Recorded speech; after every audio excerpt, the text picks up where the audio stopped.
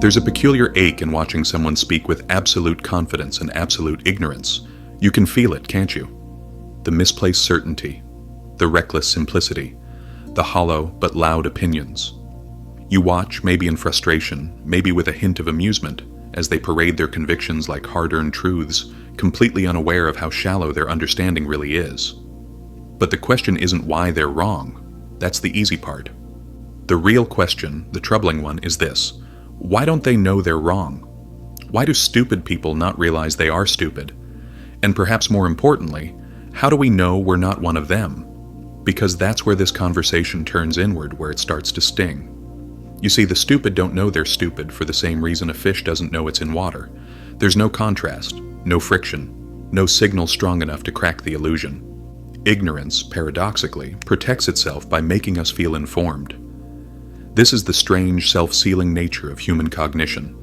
The more unaware you are, the more unaware you are of your unawareness. It sounds absurd, but it's everywhere, not just in political rants and dinner table arguments, but in the very structure of our daily lives, in how we judge others, in how we defend ourselves, in how we learn, or stop learning. Ignorance, when mixed with confidence, becomes not just annoying, but dangerous.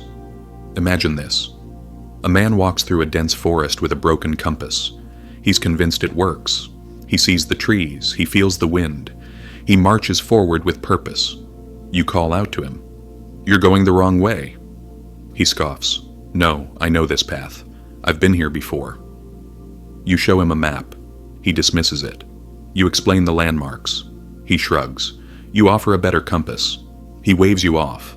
He doesn't question his direction because questioning would mean stopping, pausing, admitting doubt. And doubt feels like failure. So he keeps walking, deeper into the woods, more confident than ever. That's what stupidity looks like from the outside. But from the inside, it feels like certainty. It feels like clarity. It feels cruelly like being right. We tend to define stupidity as a lack of intelligence. But that's too simplistic. Plenty of people have low IQs and great self-awareness. Plenty of people are brilliant in some fields and hopelessly blind in others. Stupidity isn't about mental capacity. It's about mental closure, the unwillingness or inability to examine your own thinking, to reflect, to doubt, to revise. At its core, stupidity is the absence of metacognition, the ability to think about your thinking. And this is the cruel twist. To recognize your own ignorance, you need some degree of insight. But if you lack that insight, you're not just wrong, you're blind to being wrong. The tools you need to detect your incompetence are the same tools you don't possess. So the spiral begins. You make mistakes but don't recognize them. You receive criticism but feel attacked. You defend yourself and grow more confident. And every step away from truth feels like a step toward it. There's a deeper problem here, one that goes beyond psychology and into the realm of philosophy. Stupid people don't just misjudge facts, they misjudge themselves. They live inside illusions not just about the world, but about who they are. They think they're good listeners, even as they interrupt. They think they're open-minded, even as they shut down dissent. They think they're informed, even as they avoid anything that challenges their view. This self-delusion isn't random, it's protective. The ego, that fragile narrator of the self, doesn't want truth. It wants consistency, stability, control. Admitting ignorance threatens that control. It exposes the cracks in the story we tell about ourselves. And so when truth knocks, the ego pretends not to hear. Carl Jung spoke often about the shadow, the parts of ourselves we refuse to see.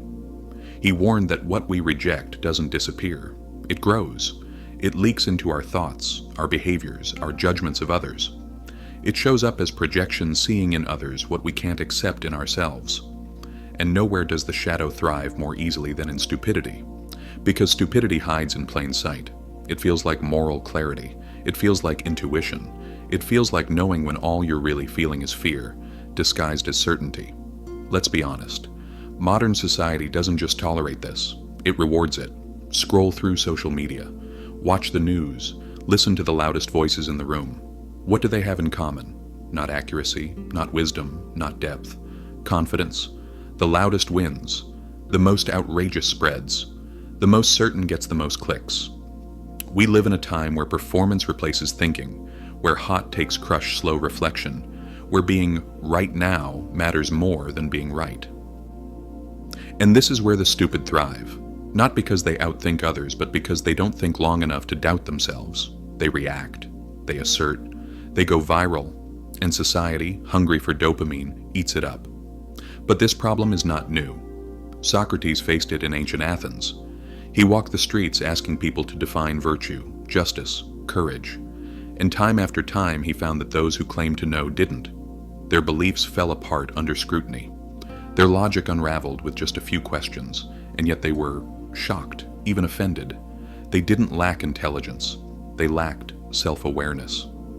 Socrates concluded that true wisdom begins with admitting ignorance. "I know that I know nothing," he said. Not as an act of modesty, but as a revelation. Because once you admit you don't know, you open the door to learning. But if you're convinced you already know, that door stays shut. And behind it, stupidity sits smug, unbothered, unchallenged. So, why don't stupid people realize they are stupid? Because they've never learned to doubt themselves. Because their worldview has never been meaningfully challenged. Because their identity is built on the illusion of competence, and breaking that illusion would mean breaking the self. But there's one more piece. Most people aren't taught how to think. They're taught what to think. They memorize, they repeat, they perform intelligence, but they don't examine. They don't pause.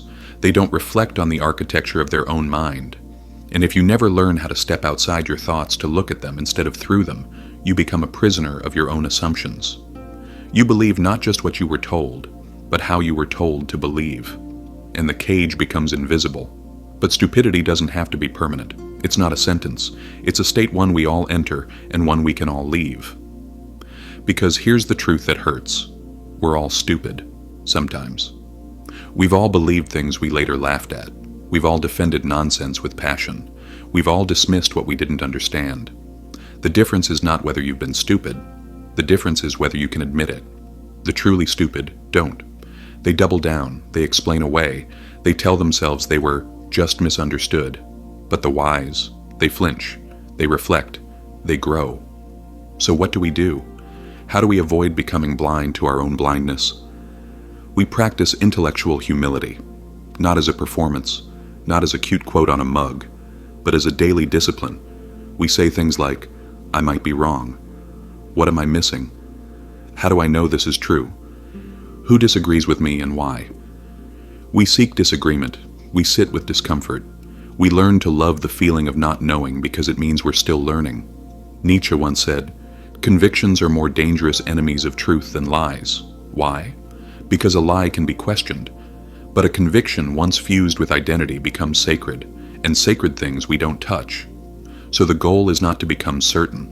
The goal is to become capable of questioning certainty, especially your own.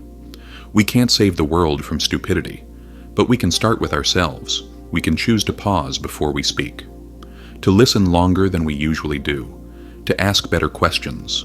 We can practice the art of thinking, not just having thoughts, but shaping them, challenging them, refining them.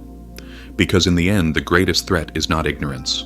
It's the illusion of knowledge, the confidence of the clueless. And the only cure for that illusion is the quiet, humbling, lifelong pursuit of truth. If this video made you pause, reflect, or even question yourself, consider giving it a like and subscribing for more content that challenges how we think and see the world. I'd love to hear your thoughts. Have you ever realized you were wrong about something you were once so sure of? Share your experience in the comments below. Thanks for spending your time here truly. See you in the next video.